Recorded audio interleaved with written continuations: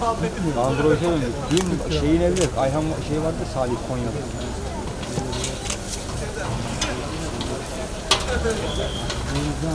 Ama verirken para vardı. Ama yolda yine...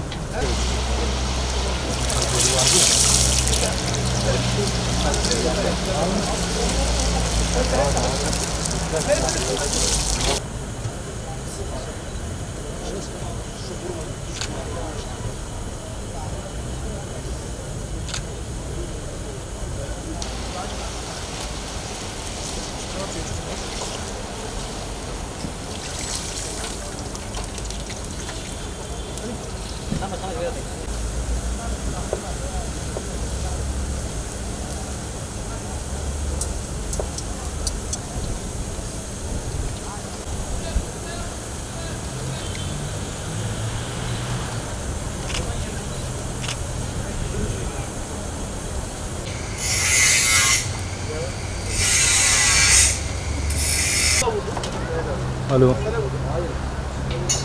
Aleykümselam.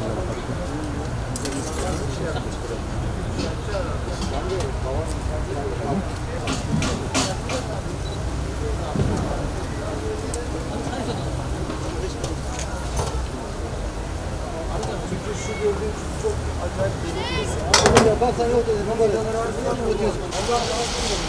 Geçin yerine geldi ha.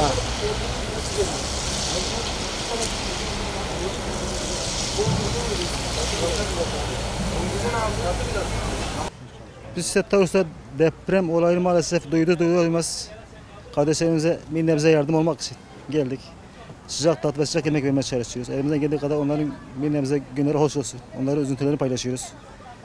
Umarım makbule geçmiştir. Tüm Türkiye'mizde başarılı diliyoruz.